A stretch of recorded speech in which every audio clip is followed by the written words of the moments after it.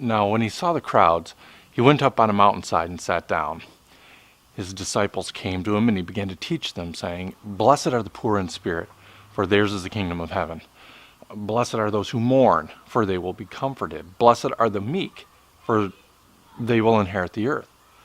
Blessed are those who hunger and thirst for righteousness, for they will be filled. Blessed are the merciful, for they will be shown mercy. Blessed are the pure in heart, for they will see God. Blessed are the peacemakers, for they will be called sons of God. Blessed are those who are persecuted because of righteousness, for theirs is the kingdom of heaven. Blessed are you when people insult you, persecute you, and falsely say all kinds of evil against you because of me. Rejoice and be glad, because great is your reward in heaven. For in the same way they persecuted the prophets who were before you. You are the salt of the earth, but if the salt loses its saltiness, how can it be made salty again? It is no longer good for anything except to be thrown out and trampled by men. You are the light of the world. A city on a hill cannot be hidden. Neither do people light a lamp and put it under a bowl. Instead, they put it on its stand, and it gives light to everyone in the house. In the same way, let your light shine before men, that they may see your good deeds and praise your Father in heaven. Do not think that I have come to abolish the law or the prophets. I have not come to abolish them, but to fulfill them.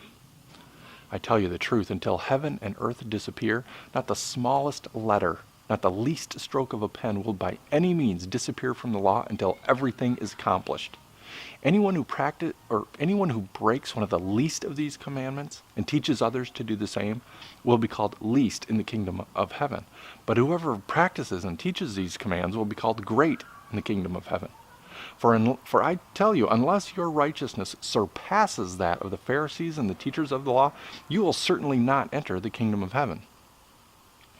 You have heard that it was said to the people long ago, 'Do not murder, and anyone who murders will be subject to judgment.'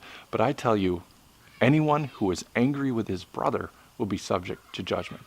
Again, anyone who says to his brother, 'Raka,' is answerable to the Sanhedrin. But anyone who says, 'You fool,' is in danger of the fire of hell.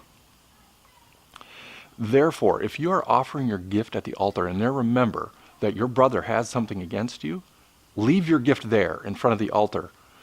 First go and be reconciled to your brother, then come and offer your gift. Settle matters quickly with your adversary who is taking you to court. Do it while you are still with him on the way, or he may hand you over to the judge.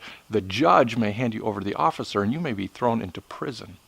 I tell you the truth, you will not get out until you have paid the last penny. You have heard that it was said, 'Do not commit adultery,' but I tell you, anyone who looks at a woman lustfully has already committed adultery with her in his heart. If your right eye causes you to sin, gouge it out and throw it away. It is better for you to lose one part of your body than for your whole body to be thrown into hell. And if your right hand causes you to sin, cut it off and throw it away. It is better for you to lose one part of your body than for your whole body to go into hell.